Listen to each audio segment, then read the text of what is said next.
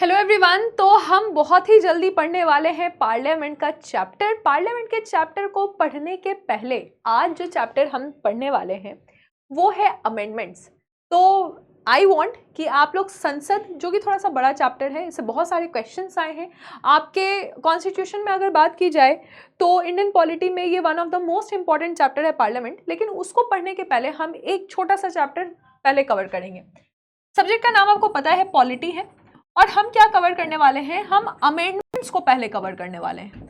ठीक है, तो अमेंडमेंट्स को कवर करने का कारण ये है कि एक तो आप ये भी समझ जाएंगे कि पार्लियामेंट में किस तरह से बिल्स आते हैं और उसमें चेंजेस कैसे होते हैं। दूसरा एक और रीज़न है कि इससे भी बहुत सारे क्वेश्चंस पूछे गए हैं।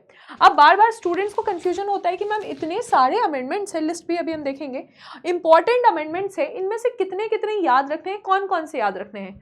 तो क्वेश्चंस जब आप देखिएगा तो आपको एक अंदाजा मिल जाएगा कि किस टाइप के क्वेश्चंस आपसे इस चैप्टर में पूछे गए हैं। लेक्चर नंबर 14 है, क्लास को स्टार्ट करते हैं। तो चैप्टर का नाम है अमेंडमेंट्स, यानी कि भारतीय संविधान में जो जो संशोधन करवाए गए हैं। अब इसको समझने के पहले हम यहाँ पे ये समझेंगे कि ये जो प्रोसीजर है ये है क्या, है ना। तो आप जानते हैं हमारा संविधान, कॉन्स्टिट्यूशन, ठीक है। तो कॉन्स्टिट्यूशन में क्या है, बहुत सारे आर्टिकल्स हैं, ठीक है। इसमें बहुत सारे आर्टिकल्स हैं, पार्ट्स हैं। तो इस तरह से हमारा कॉन्स्टिट्यूशन डिवाइडेड है, हमने पढ़ रखा है। अब अगर इसमें कोई चेंज करना हो, इसमें कोई बदलाव करना हो तो क्या होगा, इसमें कोई चेंज करना हो, कोई बदलाव करना हो तो हमें अमेंडमेंट करना पड़ेगा, यानी संशोधन करना पड़ेगा। अब ये जो संशोधन है इसका ही प्रोसेस हम समझने वाले हैं और इसके लिए कहाँ पे मेंशन किया हुआ है, तो आर्टिकल नंबर 368 को हम समझेंगे। ठीक है, आर्टिकल नंबर 4 हमने ऑलरेडी पार्ट 1 में पढ़ा हुआ है, तो आज हम पढ़ेंगे आर्टिकल नंबर 368 जो कि पार्ट 20 में मेंशन है। ठीक है, पार्ट 20 में मेंशन है आर्टिकल नंबर 368, यानी कि हमारे संविधान में क्या हो सकता है, हमारे संविधान में बदलाव हो सकता है। ठीक है, अब इसमें जो बदलाव है ये किस तरह से हो सकता है, तो इसके लिए एक विशेष बहुमत चाहिए। इसके लिए हमें क्या चाहिए, स्पेशल मेजॉरिटी चाहिए। टाइप्स ऑफ मेजॉरिटी पढ़ा हुआ है हमने, तो स्पेशल मेजॉरिटी चाहिए। पहले हम थोड़ा बहुत टाइप्स ऑफ मेजॉरिटी को रिवाइज कर लेते हैं क्या होता है। तो देखिएगा, जब भी क्या होगा, जब भी कोई प्रस्ताव आया संविधान में, कोई भी प्रस्ताव आया, प्रस्ताव का मतलब है कि चलिए इसमें ये चीज जोड़ देते हैं या ये चीज घटा देते हैं, तो एक पूरा प्रोसेस लगता है और उसके बाद वो प्रस्ताव क्या बनता है, वो कानून बनता है या संविधान में उसको जोड़ा जाता है। तो इसके लिए हमें प्रस्ताव जो है वो कहीं पे भी आ सकता है, लोकसभा में भी आ सकता है, राज्यसभा में भी आ सकता है। ये किसी के भी द्वारा आ सकता है, यानी कि कोई ऐसे व्यक्ति जो कि मंत्री है या कोई ऐसे व्यक्ति जो मंत्री नहीं है, प्राइवेट मेंबर है लेकिन प्राइवेट मेंबर है, उनके द्वारा आ सकता है। उसके बाद ये क्या होगा, इसके बाद ये प्रेसिडेंट के पास जाएगा प्रस्ताव, और जब दोनों में पास हो गया, लोकसभा में भी पास हो गया, राज्यसभा में भी पास हो गया, तो प्रेसिडेंट के पास जाएगा। प्रेसिडेंट फिर क्या करेंगे, इसको साइन करेंगे इस पे, और साइन करने के बाद ये प्रस्ताव जो है वो कानून बन जाएगा।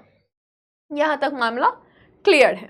अब हम क्या समझेंगे इसमें कि अगर यही प्रस्ताव क्या है कि ये कॉन्स्टिट्यूशनल अमेंडमेंट एक्ट है या कॉन्स्टिट्यूशनल अमेंडमेंट बिल है, ठीक है, संविधान कॉन्स्टिट्यूशनल अमेंडमेंट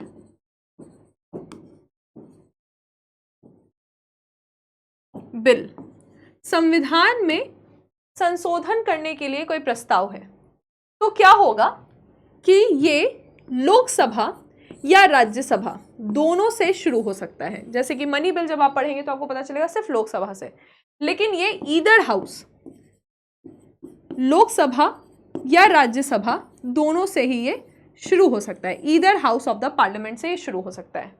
अब क्या होगा कि जब ये लोकसभा में जाएगा तो इसको स्पेशल मेजॉरिटी से पास करवाना पड़ेगा।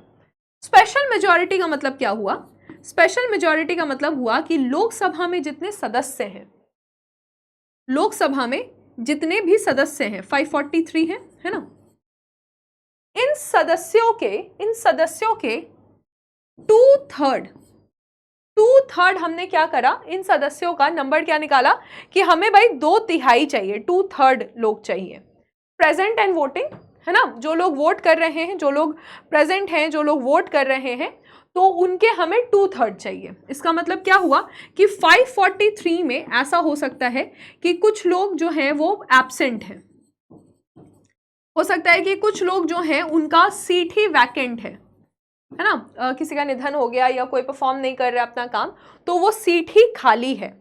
और कुछ लोग ऐसे हो सकते हैं जो कि प्रेजेंट हैं लेकिन वोट नहीं कर रहे हैं, वो एब्सटेन हो सकते हैं, एब्सटेन हो सकते हैं, यानी कि इनको वोट करने का ही इच्छा नहीं है, ये वोट नहीं करना चाहते हैं। तो अब क्या होगा कि हम देखेंगे कि ऐसे ऐसे करके मान लीजिए 43 लोग नहीं कर रहे हैं, तो अब हम देख रहे हैं कि 500 लोग जो हैं वो प्रेजेंट हैं, वोट कर रहे हैं, और हम क्या करेंगे, प्रेजेंट एंड वोटिंग का 2/3 नंबर निकालेंगे। ठीक है, तो प्रेजेंट एंड वोटिंग का 2/3 हम नंबर निकालेंगे। अब फॉर एग्जाम्पल कोई ऐसा नंबर ले लेते हैं जो 3 से डिविजिबल हो। ठीक है, तो 501 लोग मान लीजिए कि वोट कर रहे हैं, तो इसका हमने नंबर निकाला 501 का, इसको 3 से अगर हम भाग देंगे, है ना, तो यहाँ पे आप देख सकते हैं कि हमें क्या नंबर मिल गया, 167 मिल गया। ठीक है, तो 167 हमें नंबर मिल गया, और हम देख रहे हैं कि इतने लोगों ने वोट किया हाँ में। अब ये हमारी क्या हो गई, स्पेशल मेजॉरिटी हो गई, लेकिन ये नंबर जो है वो हाउस के स्ट्रेंथ, हाउस का जो स्ट्रेंथ है उसके हाफ से ज्यादा होना चाहिए। ये नंबर कैसा होना चाहिए, हाउस के स्ट्रेंथ के हाफ से, अच्छा इंटू 2 भी करेंगे ना इसको, 167 को इंटू 2 करेंगे। ठीक है, थोड़ा मैथ्स आप कर लीजिएगा, तो 334 हो गया, सॉरी। तो अब ये जो नंबर आया हमारे पास वो क्या हो जाएगा, वो हाउस के स्ट्रेंथ से ज्यादा होना चाहिए, हाफ के स्ट्रेंथ से। यानी कि जब हम 543 देख रहे हैं तो डिवाइड बाई 2 कर रहे हैं और +1। ठीक है, तो 543 को जब हम डिवाइड बाई 2 कर रहे हैं और +1 कर रहे हैं, तो यहां पे आप देखेंगे 543 को 2 से हम डिवाइड कर रहे हैं। ठीक है, पूरा प्रॉपर ही कैलकुलेशन आपको दिखा रहे हैं। तो इसमें 270 मान लीजिए 272 जो है ये आपका मार्क्स आया, नंबर आया, तो ये 272 और 334 में कौन ज्यादा बड़ा है, 334 ज्यादा बड़ा है। तो यानी कि आप 2/3 निकाल रहे हैं जो प्रेजेंट एंड वोटिंग है, लेकिन that number should be more than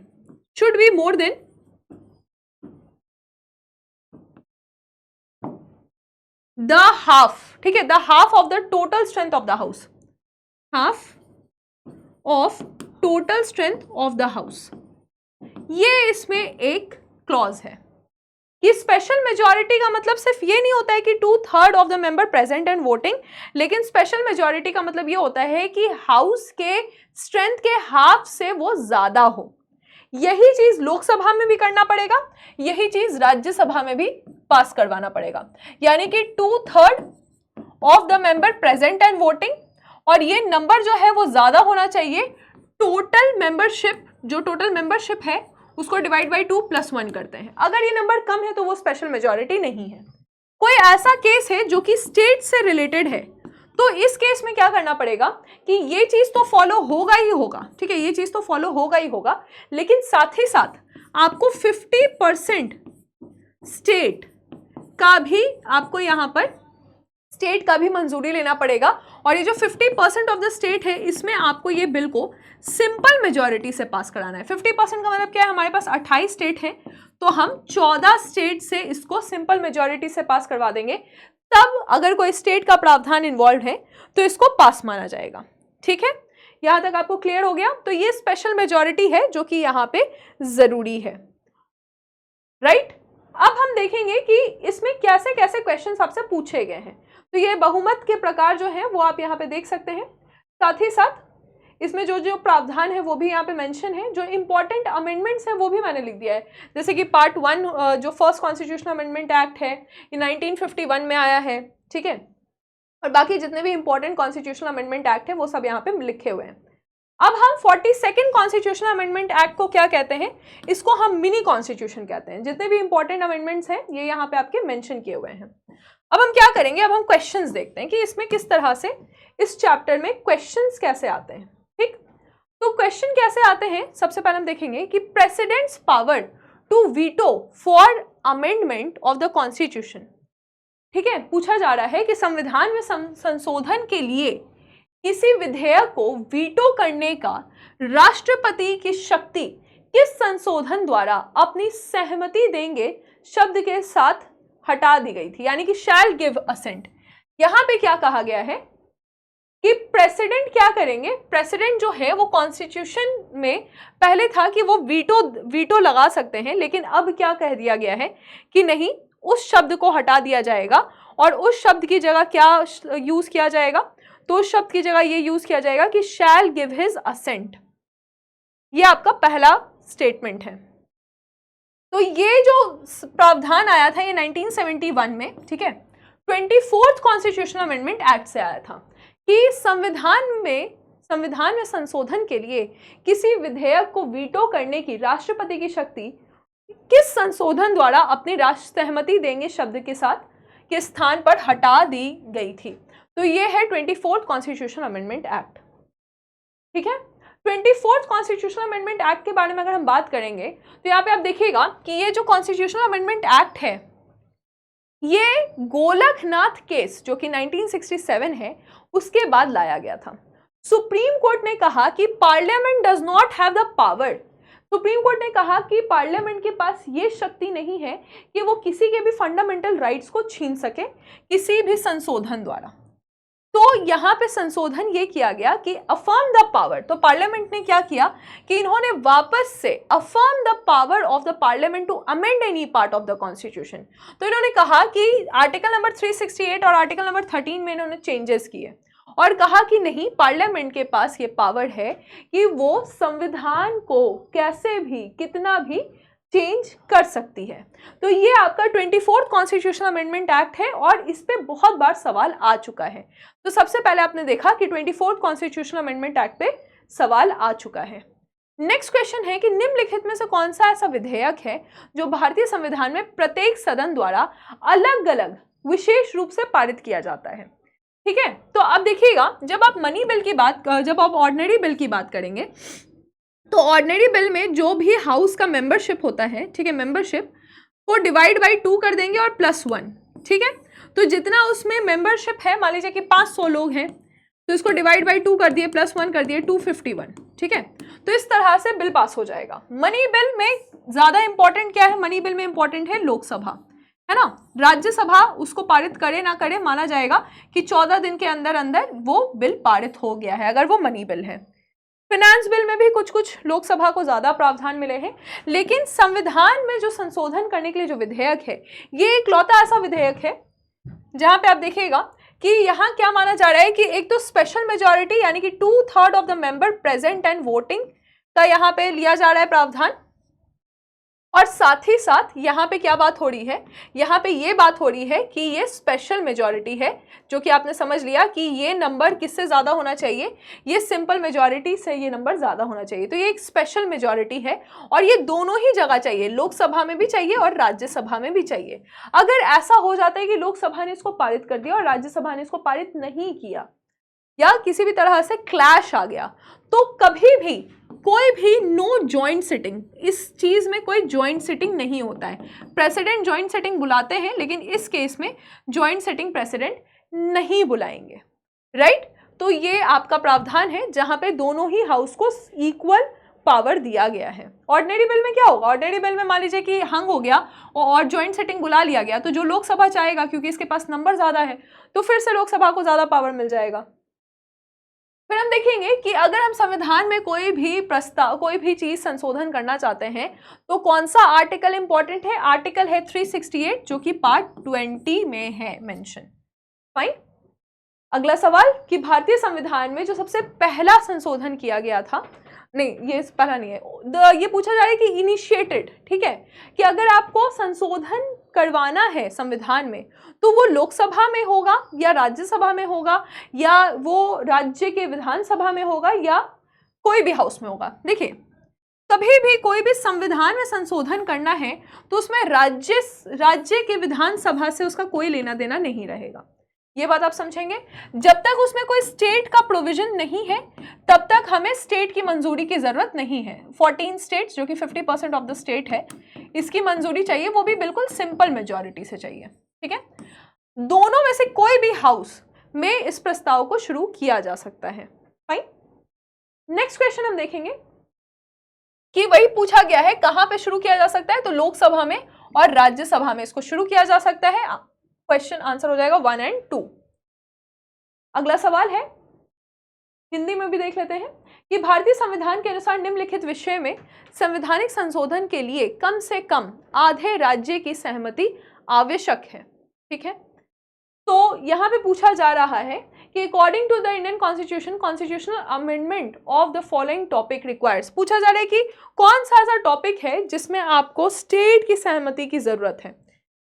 ठीक है, तो यहां पे पहला है कि संविधान का संघीय प्रावधान, फेडरल स्ट्रक्चर यानी कि स्टेट और सेंटर का रिलेशन, तो इसमें तो जरूरत पड़ जाएगा, 1 हो जाएगा। सुप्रीम कोर्ट का राइट, ठीक है, इसमें भी जरूरत है। और अगर आपको कॉन्स्टिट्यूशन में जो संशोधन करते हैं उसके प्रोसेस में ही चेंज करना है तो इसमें जरूरत है। लेकिन याद रखिएगा कि जब भी नए राज्य का गठन करना है या सीमा और राज्यों के नाम में परिवर्तन करना है तो इस केस में आपको स्टेट से सहमति लेने की आवश्यकता नहीं है। तो 4 जब आप कैंसिल करते हैं तो यहाँ पे 1 2 3, ये क्वेश्चन ही इसलिए पूछा गया था। आज का सेशन जो है वो हम क्वेश्चन को एनालाइज कर रहे हैं। क्वेश्चन ही इसलिए पूछा गया था क्योंकि आपसे ये पूछना चाह रहा है कि आपको पता है कि जब भी आप नए राज्य का गठन कर रहे हैं, सीमाओं का या राज्यों का नाम में परिवर्तन कर रहे हैं, तो आपको राज्य से कहीं पे भी ये परमिशन लेने की जरूरत, सहमति लेने की जरूरत नहीं है। फाइन। सेम क्वेश्चन यहाँ पे फिर से इसी तरह से क्वेश्चन पूछा गया था। देखिए, अब आप देखेंगे कि 1995 में यूपीएससी में पूछा गया था, उसके बाद यूपी पीसीएस में इसी क्वेश्चन को 2004 में रिपीट किया गया है, उसी तरह का क्वेश्चन।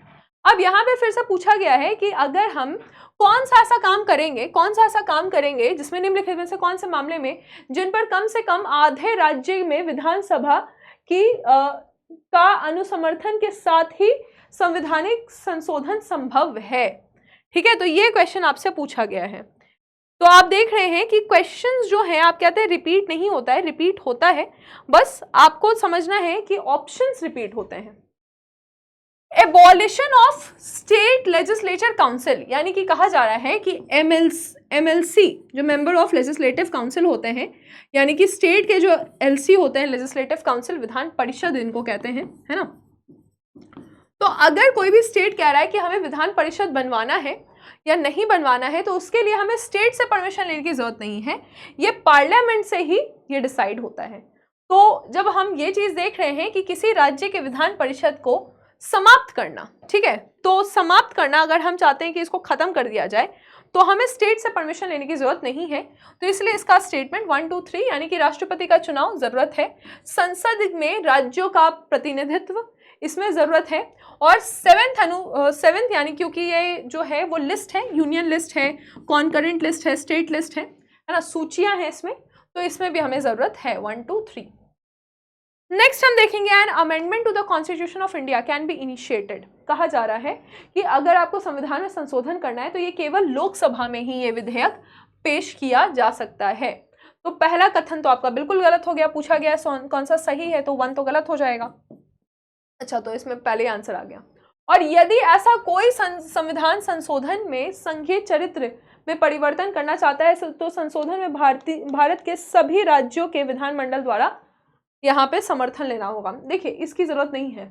अगर हम कोई ऐसा अमेंडमेंट करना चाहते हैं federal structure of the constitution, तो यहाँ पे इसको रिक्वायर्ड है, ये आपसे पूछा गया है। तो यहाँ पे आप देखिएगा तो आंसर क्या हो जाएगा, इसमें हो जाएगा, ठीक है, तो इसमें हो जाएगा कि दोनों में से कोई नहीं, दोनों में से कोई नहीं, इन दोनों में, क्योंकि यहाँ देखिए ऑल लिखा हुआ है, आपको लग रहा होगा कि फेडरल कैरेक्टर में तो रिक्वायर्ड है, लेकिन सभी का जरूरत नहीं है, 50% ऑफ द स्टेट की जरूरत है। समझ रहे हैं आप, 14 स्टेट जो अभी है। यदि कोई भी संशोधन संविधान में हम कर रहे हैं जिसमें संघीय चरित्र का परिवर्तन हो रहा है तो सभी राज्यों के नहीं, हाफ, आधे राज्यों के समर्थन की यहाँ पे जरूरत है। तो यहाँ पे नाइदर 1 नाइदर 2 हो जाएगा। नेक्स्ट क्वेश्चन है कि कॉन्स्टिट्यूशन अमेंडमेंट एक्ट आर्टिकल 368 दो मेथड मेंशन है। बिल्कुल सही बात है। एक हम स्पेशल मेजॉरिटी ले रहे हैं लोकसभा और राज्यसभा से, और दूसरा है कि स्पेशल मेजॉरिटी लोकसभा और राज्यसभा से ले रहे हैं और साथ ही साथ 50% ऑफ द स्टेट को भी रेटिफिकेशन हमें जरूरत है। तो यहाँ पे पहला कथन सही है। Constitutional amendment bill can be initiated in Lok Sabha, कहा जा रहा है कि ये लोकसभा में ही शुरू किया जा सकता है। दूसरा कथन आपका गलत हो जाएगा। तो सेकंड गलत है, तो यहाँ पे ये नहीं हो सकता है, ये नहीं हो सकता है, ठीक है। उसके बाद है in case of any dispute between two house of the parliament, अगर कोई भी डिस्प्यूट होता है ऑन कॉन्स्टिट्यूशनल अमेंडमेंट बिल तो joint sitting of both house can be summoned. मैंने पहले बोला था ज्वाइंट सिटिंग नहीं हो सकता है, इसको हिंदी में भी देख लीजिएगा कि संविधान संशोधन विधेयक पर संविधान के दोनों सदनों के बीच किसी विवाद की स्थिति के में दोनों सदनों को संयुक्त बैठक बुलाई जा सकती है। नहीं, संयुक्त बैठक साथ में बुलाई नहीं जाएगी, ठीक है। कभी भी संयुक्त बैठक इसमें नहीं होगा, और ये सिर्फ लोकसभा से शुरू नहीं होगा, ये लोकसभा राज्यसभा दोनों से ही शुरू हो सकता है। राष्ट्रपति संवैधानिक संशोधन विधेयक की वीटो नहीं कर सकते हैं, ठीक है। ये बात बिल्कुल सही है कि राष्ट्रपति जो है इसमें वीटो का प्रावधान नहीं है।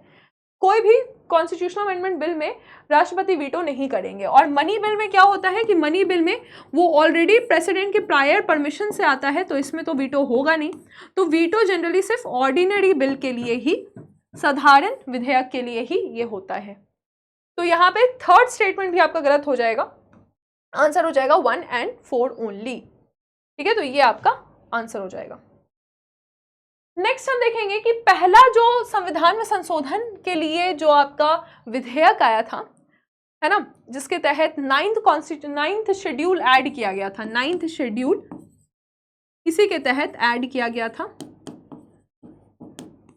तो ये पहला विधेयक 1951 में आया था। अगला क्वेश्चन है, हिंदी में भी देख लीजिए, ऊपरी सदन यानी कि यहाँ पे अपर हाउस का मतलब क्या हुआ, राज्यसभा। कहा जा रहा है in the event of Rajya Sabha rejecting a constitutional amendment bill pass by lower house, यानी कि अगर लोअर हाउस ने पारित कर दिया और राज्यसभा ने रोक दिया तो क्या होगा, तो वो विधेयक को छोड़ना ही पड़ेगा। छोड़ना ही पड़ेगा क्यों? क्योंकि आप समझ रहे हैं कि ज्वाइंट सिटिंग इसमें कंसिडर नहीं किया जाएगा। Bill shall be deemed pass by both the house, नहीं, तो इसमें कहा जा रहा है कि अगर लोकसभा में ये पास हो गया है तो माना जाएगा दोनों में पास है, तो ये तो आपका नहीं हो सकता है, मनी बिल का बात है।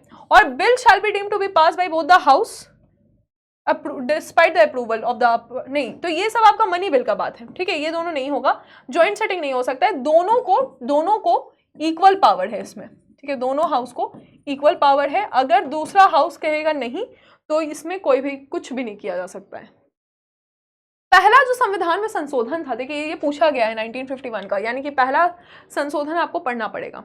ये एग्रीगेरियन रिफॉर्म से रिलेटेड था, ठीक है। तो ये आप जानते हैं कि जुडिशियल रिव्यू को ऐड किया गया था और सरकार कह रही थी कि कुछ चीज़ों को हम जुडिशियल रिव्यू में, मतलब 9 शेड्यूल को डाल देंगे जो कि बियॉन्ड जुडिशियल रिव्यू हो जाएगा। इसका फिर से संविधान मतलब सर जो कोर्ट है वो जुडिशियल रिव्यू इसका नहीं कर सकती है। नेक्स्ट हम देखेंगे 9th शेड्यूल कब ऐड किया गया, बार बार यही सवाल है। 9th schedule first constitutional amendment act 1951 से ऐड किया गया है। 93rd कॉन्स्टिट्यूशनल अमेंडमेंट एक्ट, ठीक है। 93rd कॉन्स्टिट्यूशनल अमेंडमेंट एक्ट क्या है, ये क्वेश्चन आपसे पूछा गया है, ये आप बताइएगा। तो 93rd कॉन्स्टिट्यूशनल अमेंडमेंट एक्ट जो है वो क्या है, ये फ्री एंड कंपलसरी एजुकेशन दे रहा है सारे बच्चों को जो कि 6 से लेके 14 साल के बीच में है। ये आपका 93rd कॉन्स्टिट्यूशनल अमेंडमेंट एक्ट है। नेक्स्ट क्वेश्चन आपसे पूछा जा रहा है, क्वेश्चन क्या है कि 86 कॉन्स्टिट्यूशनल अमेंडमेंट एक्ट कब आया और कब लागू हुआ, ठीक है। अच्छा, ये जो 93rd है ये बैकवर्ड क्लास के रिजर्वेशन से रिलेटेड है, उसी में ये प्रावधान था, रिजर्वेशन ऑफ बैकवर्ड क्लास, इसी में ये प्रावधान था। और ये जो आपका 6 से लेके 14 साल के बच्चों की बात है तो ये क्लॉज बी में है। 86 कॉन्स्टिट्यूशनल अमेंडमेंट एक्ट 2002 में आया, लेकिन इसे लागू कब किया गया, तो ये 1 अप्रैल 2010 में इसको लागू किया गया, ठीक है। फिर हम देखेंगे 27% तक का रिजर्वेशन, ये 93rd कॉन्स्टिट्यूशनल अमेंडमेंट एक्ट से आया है। तो अभी तक आपने देखा कि फर्स्ट से पूछा गया है, 24 से पूछा गया है, 93rd से पूछा गया है। तो ये 3 संविधान के संशोधन आपके लिए अभी तक इंपॉर्टेंट है। फिर हम देखेंगे अब ये मैच द फॉलोइंग है, ठीक है। मैच द फॉलोइंग का मतलब है कि अब हमारे लिए 69th इंपॉर्टेंट हो गया, 75th इंपॉर्टेंट हो गया, 80th इंपॉर्टेंट हो गया और साथ ही साथ 83rd भी हमारे लिए इंपॉर्टेंट हो गया। तो मैच द फॉलोइंग का ये सवाल है। अब आपका होमवर्क क्या रहेगा कि आज जितने जितने आपने कॉन्स्टिट्यूशनल अमेंडमेंट सुने हैं, अब आपको उन सबको ध्यान से एक बार गो थ्रू करना पड़ेगा। 69th की जब हम बात करते हैं तो 69th कॉन्स्टिट्यूशनल अमेंडमेंट एक्ट ये किस चीज से रिलेटेड है? 75th किससे रिलेटेड है, 80th किससे रिलेटेड है और 83rd किससे रिलेटेड है? तो अब हम देखेंगे यहाँ पे कि ये जो आपका 69th है वो एक स्पेशल स्टेटस देता है दिल्ली को, ठीक है। तो 69th जो है वो किस चीज से रिलेटेड हो गया? 69th ये आपका according to the special status to Delhi, ठीक है। तो ये दिल्ली को एनसीटी यानी कि नेशनल कैपिटल टेरिटरी को एक स्पेशल स्टेटस देता है। उसके बाद हम देख रहे हैं 75th is related to rent tribunal. इस स्टेट पे एक अपना रेंट ट्रिब्यूनल स्टैब्लिश होना चाहिए। तो ये आपका हो गया 75th, ठीक है। तो 75th किस चीज से रिलेटेड है? ये वाला हो जाएगा। तो ये आपका रेंट ट्रिब्यूनल से रिलेटेड है, ये इसका बी का 1 हो जाएगा, ठीक है। उसके बाद आप देखेंगे कि 88th किस चीज से रिलेटेड है? तो ये आपका रेवेन्यू बिटवीन स्टेट और सेंटर के बीच में जो रेवेन्यू का तालमेल है उससे रिलेटेड है और ये फाइनेंस कमीशन से रिलेटेड है, ये 80th, ठीक है। तो ये तो पुराना है इसलिए 80th पूछा गया है, अब आपसे 80th नहीं पूछा जाएगा, ठीक है। तो 80वां है ये 80th, ये आपका फाइनेंस कमीशन से रिलेटेड है। लास्ट क्या है? 83rd इज रिलेटेड टू, तो 83rd कॉन्स्टिट्यूशनल अमेंडमेंट एक्ट ये एससी और एसटी को फेवर देता है अरुणाचल प्रदेश में, ठीक है, और ट्राइबल पॉपुलेशन की बात हो रही है। तो यहां पे हम देख रहे हैं कि 83rd is related to the no reservation schedule caste panchayat in Arunachal Pradesh. तो इस तरह से आपको मैच द फॉलोइंग करके इस टाइप के क्वेश्चंस बनाने होंगे। ये आईएएस का क्वेश्चन है 2001 का। इसी तरह का एक क्वेश्चन आपसे आरएएस में भी पूछा गया है, ठीक है। तो ये आप देखिएगा 81st पूछा गया है, 91st पूछा गया है, 99th और 97th और 99th। अब 99th तो आपके लिए इंपॉर्टेंट है क्योंकि हम 99 से लेके अभी तक के पढ़ेंगे, ठीक है। तो 99th में क्या था? 99th आपका स्टैब्लिश करने की बात है एनजेएसी, ठीक है। एनजेएसी को स्टैब्लिश करने की बात है 99th।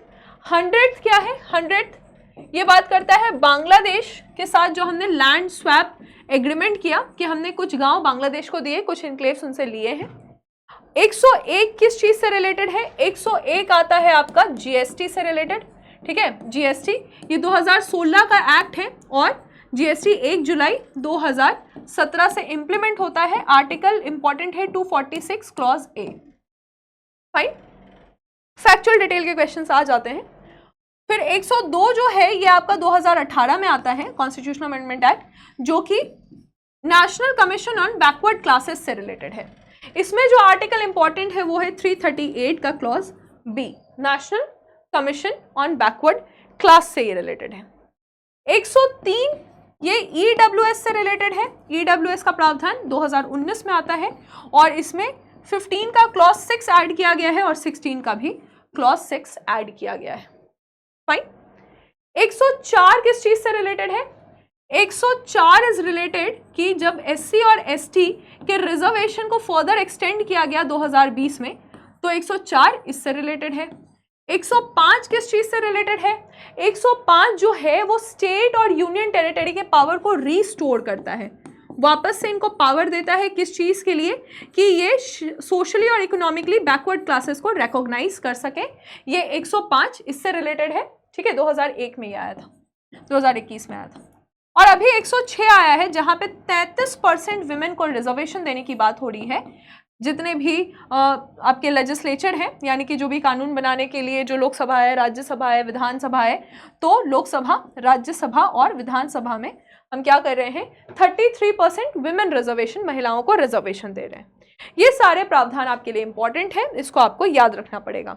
जहां पे हम 105 की बात करते हैं तो ये कौन कौन से आर्टिकल इससे रिलेटेड हो जाएंगे, तो आर्टिकल हो जाएंगे 366 हो जाएंगे, 352 के क्लॉज ए, 342 के क्लॉज ए हो जाएंगे और 338 के क्लॉज बी भी हो जाएंगे। ठीक है, तो 366, 342 का क्लॉज ए और 338 का क्लॉज बी। फाइन, तो ये सारे क्लॉजेस, ये सारे आर्टिकल्स भी आपने जान लिए हैं। विमेन से रिलेटेड कौन सा हो जाएगा, तो दिल्ली में भी चेंज करना पड़ेगा, तो 239 में डबल ए जुड़ जाएगा, क्योंकि दिल्ली में जो एनसीटी है उससे रिलेटेड ये आर्टिकल है। और साथ ही साथ जो रिजर्वेशन इन लोकसभा है, तो आर्टिकल नंबर 330 के ए को भी ऐड करना पड़ेगा। जो रिजर्वेशन है उसके अंदर भी विमेन को रिजर्वेशन यहाँ दिया जाएगा। फाइन, ये सारे इंपॉर्टेंट आर्टिकल्स हमने जाने, ताकि आप समझ रहे हैं कि 2013 में ये सब पूछा गया था, अब आपके एग्जाम में 2023 ऑनवर्ड क्या पूछा जा सकता है ना। तो 2023 ऑनवर्ड क्या पूछा जा सकता है वो अब आप गेस कर सकते हैं। अगर हम इसकी बात करेंगे तो आप देखेंगे कि ये क्वेश्चन आप खुद बनाएं। ठीक है, तो जुडिशियल, ये तो आप समझ ही गए हैं कि ये आपका 4 हो जाएगा, एनजेएसी यानी सी का 4 हो जाएगा। जब आप सी का 4 देख रहे हैं, उसके बाद आप देखेंगे सोसाइटी अंडर आर्टिकल नंबर 19(1). देखिए ये इंपॉर्टेंट आर्टिकल है। ठीक है, तो हमने 97th कॉन्स्टिट्यूशनल अमेंडमेंट एक्ट से कोऑपरेटिव्स को ऐड किया था, यानी कि सहकारी समिति। ये आपका 97th जो है वो इंपॉर्टेंट अमेंडमेंट है, इसको भी आप याद रख सकते हैं। उसके बाद हम देख रहे हैं कि reservation, protection of SC ST reservation. ठीक है, तो SC और ST के रिजर्वेशन से रिलेटेड 81st है, ये भी हमने पढ़ा है। और साथ ही साथ council, limiting the size of the council of ministers, ये भी बात है, ये भी इंपॉर्टेंट आर्टिकल है कि 15%, जैसे लोकसभा में जितने भी मेंबर हैं उसके 15% लोग ही क्या बन सकते हैं, मंत्री बन सकते हैं। ये आपका कौन सा हो जाएगा, तो ये 91st हो जाएगा, ये आप याद रखिएगा। तो जितने भी इंपॉर्टेंट अमेंडमेंट्स हैं वो सब हमने यहाँ पे डिस्कस कर लिए। यही चीज आपका हिंदी में भी लिखा हुआ है। फिर आप देखिएगा यही क्वेश्चन फिर से रिपीट है कि national judicial appointment commission, NJAC। अब NJAC के बारे में आप जान रहे हैं कि पहले NJAC बना था, लेकिन 2015 में सुप्रीम कोर्ट ने क्या कहा कि NJAC जो है वो गैर संवैधानिक है, अनकॉन्स्टिट्यूशनल है। तो अनकॉन्स्टिट्यूशनल के कारण क्या हुआ कि इसको हटा दिया गया। NJAC जो है वो 99th कॉन्स्टिट्यूशनल अमेंडमेंट एक्ट से आया है, अभी हमने पढ़ा।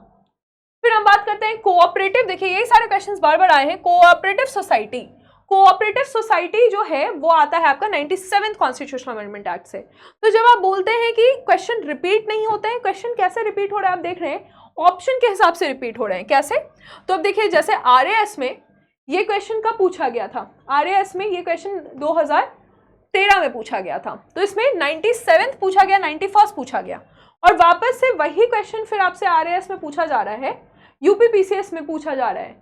ठीक है, तो 97th के बारे में पूछा जा रहा है, यानी कि 97th जो है आपका इंपॉर्टेंट संविधान का संशोधन है। फिर हम देखेंगे कि नेशनल कैपिटल रीजन। ठीक है, तो दिल्ली के लिए आप याद रखिएगा, दिल्ली को नेशनल कैपिटल रीजन का दर्जा मिला।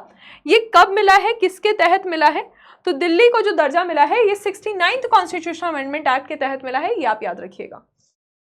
नेक्स्ट क्वेश्चन है कि यहाँ पे हाँ बोला जा रहा है कि एक फ्लोर क्रॉसिंग रखेंगे, निम्नलिखित में से किसने विधायिका के लिए पार्टी के टिकट पर चुने गए सदस्यों द्वारा फ्लोर क्रॉसिंग का प्रतिबंध किया। यानी कि कहा जा रहा है कि भाई 100 मेंबर हैं तो तुम 100 के 100 को मंत्री नहीं बनाओगे ना, तुम्हारा जो जितना टोटल मेंबरशिप है, जितने लोग चुने गए हैं उसके सिर्फ 15% को ही आप बना सकते हैं, 15%। ठीक है, तो ये कब बोला गया, तो फ्लोर क्रॉसिंग की बात 52nd कॉन्स्टिट्यूशनल अमेंडमेंट एक्ट में की गई थी, ये आप याद रखेंगे। 52nd कॉन्स्टिट्यूशनल अमेंडमेंट एक्ट में इसकी बात की गई थी।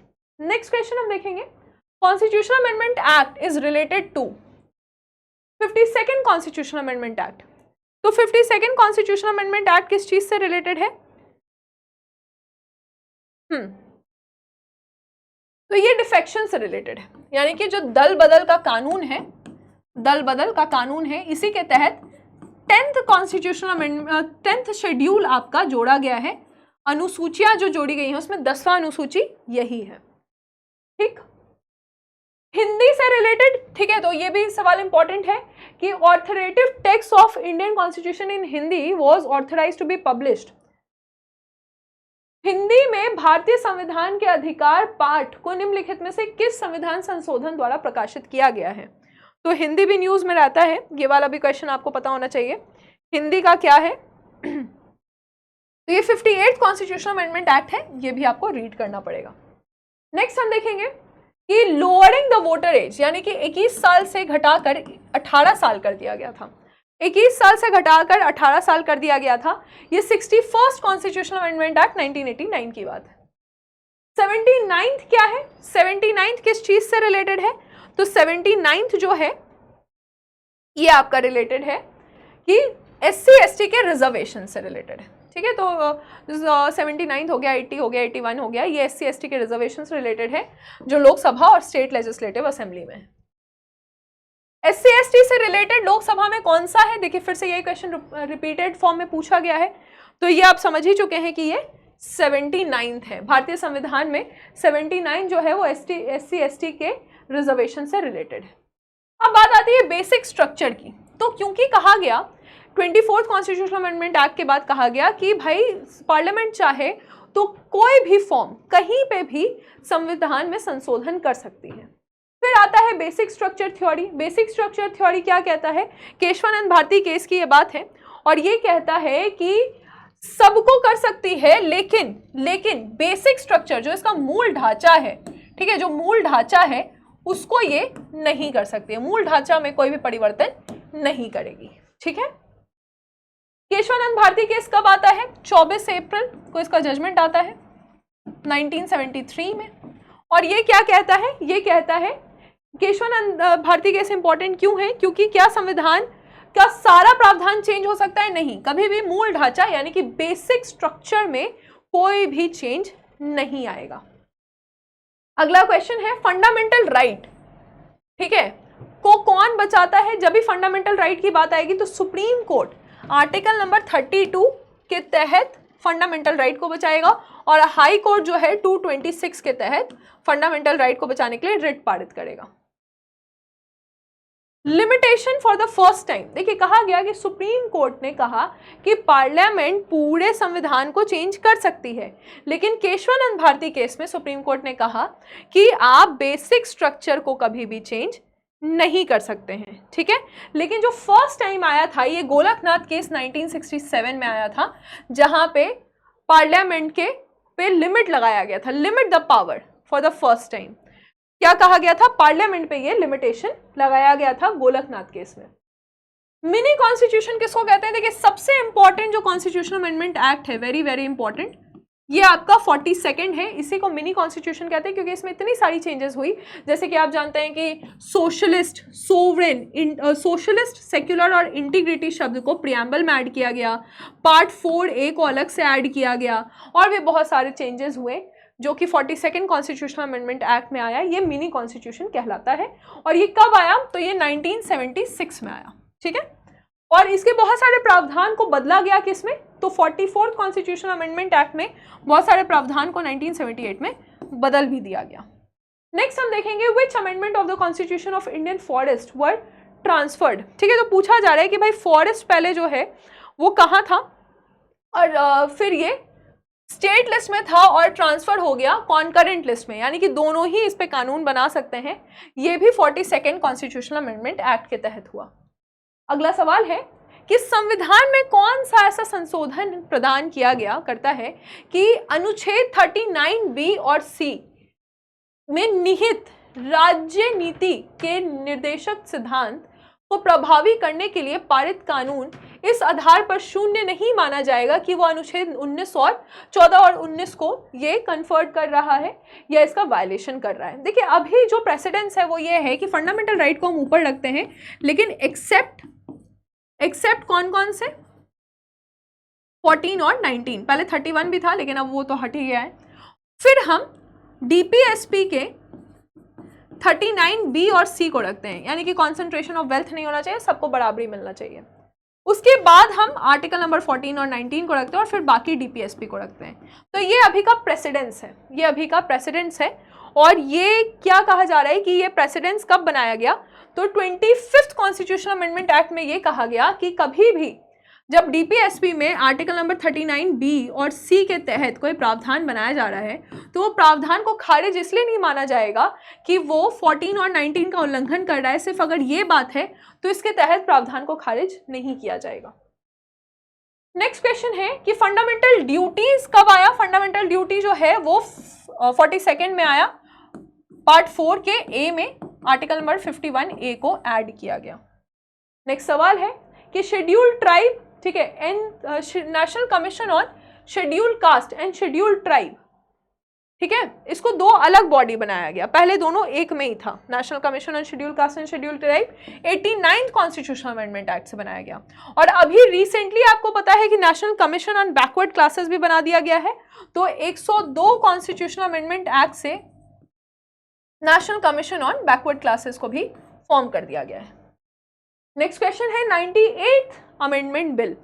98th अमेंडमेंट बिल किस चीज से रिलेटेड है? 98th, हाँ, तो ये आपका 98 जो है वो नेशनल जुडिशियल कमीशन से रिलेटेड आपका ये बिल है, ठीक है, ये आप याद रखिएगा। इसमें कुछ चेंजेस है, देखिए ये ना 98th नहीं होगा, क्वेश्चन 99th है और ये एनजेएसी से रिलेटेड है, ठीक है, यस। नेक्स्ट हम देखेंगे,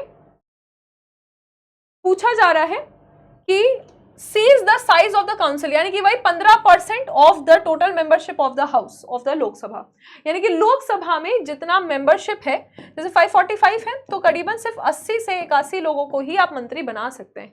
ये क्वेश्चन है, निम्नलिखित में से कौन सा संविधान संशोधन अधिनियम चाहता है कि केंद्र और राज्य के मंत्री परिषदों का आकार लोकसभा के सदस्यों के कुल संख्या और विधानसभा के कुल सदस्यों की संख्या का 15% से अधिक नहीं होना चाहिए, ठीक है। तो ये कौन सा अमेंडमेंट एक्ट है जो कि हमने ऑलरेडी पढ़ रखा है, ये 91st कॉन्स्टिट्यूशनल अमेंडमेंट एक्ट है। नेक्स्ट सवाल है कि सिक्किम को नया स्टेट बनाया गया, इसके लिए कौन सा अमेंडमेंट एक्ट आया था? तो ये सिक्किम को नया स्टेट बनाया गया, इसके लिए 36 कॉन्स्टिट्यूशनल अमेंडमेंट एक्ट किया गया था। फिर पूछा जा रहा है कि मिजोरम को निम्नलिखित में से कौन सा संविधान संशोधन द्वारा मिजोरम को राज्य का दर्जा प्रोवाइड किया गया? तो राज्य का दर्जा ये 53rd कॉन्स्टिट्यूशनल अमेंडमेंट एक्ट से हुआ। आर्टिकल नंबर 21A को वही राइट टू एजुकेशन RTE है ना, तो ये 2002 में 86 कॉन्स्टिट्यूशनल अमेंडमेंट एक्ट से ये हुआ। नेक्स्ट हम देखेंगे 97th कॉन्स्टिट्यूशनल अमेंडमेंट एक्ट, ये किस चीज के लिए है? तो ये जो है इसमें हम कोऑपरेटिव वर्ड यानी कि सहकारी समिति को हमने ऐड किया, इससे ये रिलेटेड है। इसको आप मैच द फॉलोइंग कीजिएगा, ये आपका होमवर्क का क्वेश्चन रहेगा, आपको मजा भी आएगा कि 13th क्या है, 18th क्या है, 39th क्या है, 52nd क्या है। 52nd हमने ऑलरेडी बात की हुई है, एंटी डिफेक्शन पे रिलेटेड है ये, है ना। 52nd जो है वो दल बदल विरोध कानून से रिलेटेड है, तो D का 2 हो जाएगा। जब आप D का 2 निकाल लीजिएगा तो आपको ऑलरेडी आंसर मिल जाएगा, एक से ही पता चल जाएगा। ये क्वेश्चन आपसे छत्तीसगढ़ में पूछा गया था। सेम इसी तरह का एक और क्वेश्चन है, आप देखिए, जैसे अब कुछ तो आपको याद हो ही गया होगा कि जब आप 61st कॉन्स्टिट्यूशनल अमेंडमेंट एक्ट देखेंगे तो 61st से आपको क्या याद आएगा, 42nd से क्या याद आएगा, ठीक है, 38 से आपको क्या याद आएगा। तो इस तरह से आप आंसर बना सकते हैं, ये भी आपका होमवर्क का क्वेश्चन रहेगा, ये हम नहीं बता रहे हैं, होमवर्क क्वेश्चन। नेक्स्ट हम देखेंगे, ये भी आपका मैच द फॉलोइंग है, इसमें आपसे 94th पूछा गया है, 95th पूछा गया है, 96 पूछा गया है, 103 पूछा गया है। 103 तो आपको EWS से रिलेटेड है, तो 103 कॉन्स्टिट्यूशनल अमेंडमेंट एक्ट 103rd ये आपसे पूछा गया है, तो ये आपका कॉन्स्टिट्यूशनल अमेंडमेंट एक्ट से रिलेटेड है। तो D का क्या हो जाएगा? D का ये हो जाएगा, क्योंकि EWS में 15 में क्लॉज 6 जोड़ा गया था, तो D का 4 हो जाएगा, ये सही है। उसके बाद हम देखेंगे कि 96 किससे रिलेटेड है, तो 96 जो है वो 8th शेड्यूल से रिलेटेड है। 96 में कौन सा लैंग्वेज जोड़ा गया था वो बताइएगा। 95th आपका 334 से रिलेटेड है और 94th आपका 164 से रिलेटेड है। ये यूपी आरओ एआरओ में अभी होने वाला एग्जाम पूछा गया था। फाइन, तो ये हो गया क्वेश्चन। नेक्स्ट हम देखेंगे कि 44th कॉन्स्टिट्यूशनल अमेंडमेंट एक्ट ने इंट्रोड्यूस किया एक ऐसा प्रोविजन, कहा जा रहा है कि प्राइम मिनिस्टर का जो न्यायिक समीक्षा के ये बाहर रखा गया, ये बिल्कुल गलत है। ये 42nd में था कि 44th में संविधान में जो संशोधन किया गया कि प्रधानमंत्री का चुनाव न्याय समीक्षा जुडिशियल रिव्यू के बियॉन्ड रखा गया। ये पहला स्टेटमेंट बिल्कुल गलत है। भारत में सर्वोच्च न्यायपालिका, ठीक है, तो Supreme Court struck down the 99th constitutional amendment act. ये सेकंड स्टेटमेंट आपका सही है कि 99th में एनजेएसी को जोड़ा गया था, ठीक है, एनजेएसी जो है, लेकिन 2015 में सुप्रीम कोर्ट ने कहा कि ये अनकॉन्स्टिट्यूशनल है। तो सेकंड स्टेटमेंट ही आपका बस करेक्ट हो जाएगा, फर्स्ट स्टेटमेंट आपका क्या है, गलत है। तो अब देखिए ये जो टॉपिक करवाने का कारण ये था कि आप लोग हमेशा पूछते हैं कि मैम कौन सा ऐसा अमेंडमेंट है जो हमारे लिए इंपॉर्टेंट है। 99 से लेकर 106 इंपॉर्टेंट है, वो आप समझ चुके हैं। और जो जो इंपॉर्टेंट है वो कैसे पता चला, तो ऑलरेडी जो हमने प्रीवियस ईयर क्वेश्चन किया तो हमें समझ में आ गया कि कौन कौन से ऐसे क्वेश्चन पूछा जाता है। तो आप समझ गए हैं कि 1 इंपॉर्टेंट है, 13 इंपॉर्टेंट है, 18 इंपॉर्टेंट है, 24 इंपॉर्टेंट है। तो इस तरह से आपके पास 20 ऐसे कॉन्स्टिट्यूशनल अमेंडमेंट एक्ट हैं जो आप समझ चुके हैं कि ये आपके लिए इंपॉर्टेंट है। और अब आपको ये कंफ्यूजन नहीं होगा कि कौन सा याद रखना है, कौन सा नहीं रखना है। बाकी जैसे जैसे हम चैप्टर और पढ़ते जा रहे हैं हमें कुछ ना कुछ इंपॉर्टेंट अमेंडमेंट्स याद होते जा रहे हैं। अब हम अमेंडमेंट का चैप्टर हमने ये क्लोज कर दिया है। पार्ट 22 में आर्टिकल 368 में था। अब हम अपने नेक्स्ट इंपॉर्टेंट क्लास में बढ़ेंगे जो कि हो गया लेक्चर नंबर 15। और आपको रेगुलर देखना है। अभी तक 14, ये 14th लेक्चर था, तो बाकी 13th लेक्चर आपने नहीं देखा है तो आप प्लेलिस्ट में जाके देख सकते हैं। Thank you.